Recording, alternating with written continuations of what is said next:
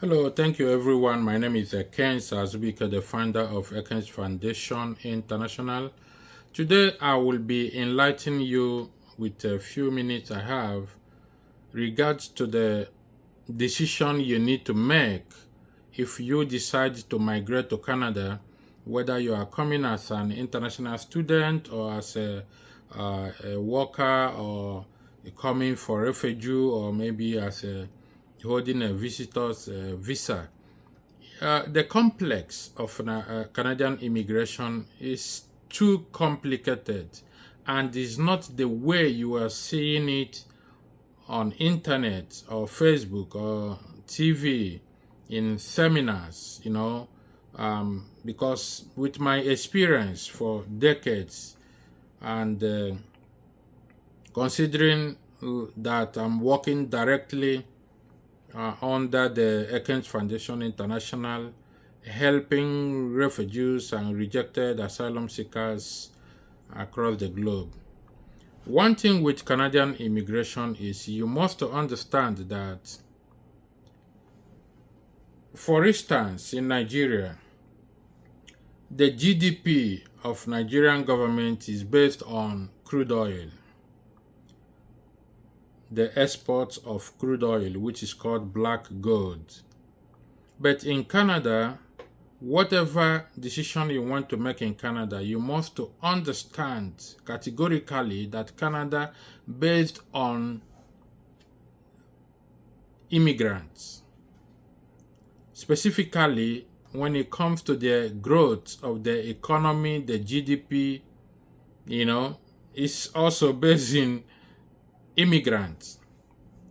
Considering the volume of application the Canada Citizenship and Immigration receive every day on their portal with minimum payments. Example, if you're applying for permanent resident in Canada, you need at least 1,210 Canadian dollars, right? If you're applying for international student, anything have to do with permanent resident, talking about 1,210 dollars per applicant.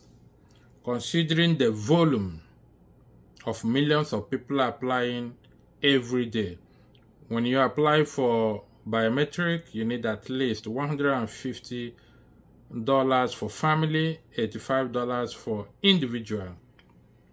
The same thing, work permit, you need $155 per head. So if you are doing sponsorship, humanitarian, all kind of application, pathway, home and care worker, you need $1,210 to submit your application. Calculate this money. Last year, according to the Governor General, the government made at least 22 billion in revenue against the collection of fees by international students. At the same time, one thing I want you to really understand when making decision to come to Canada, for you to understand the way it is on TV, Facebook, internet is not the way it is on reality, is because Canada Border Service Agency have budget of $60 to $62 million every year for deportation of failed asylum seekers. So, and those failed asylum seekers are those already groomed inside the country, know the system, educated, work into the being integrated already. Why is the government deporting them back to their country? Why open door for new people to come in? It's like kind of recycling immigrants. Even the current Minister of Immigration, he's not gonna get it right, because within the specific period of 8 years, you can count at least, if not up to 12 to 13 immigration ministers has been changed. For you to know that this is a sensitive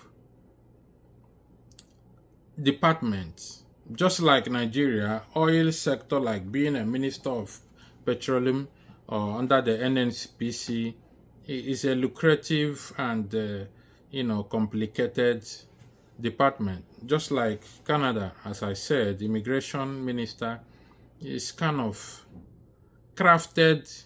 I can say crafted immigration minister, because had they want to change the policies to suit the reality, they wouldn't be doing recycling policy, because another minister will come and merge what other immigration minister have done, stop it,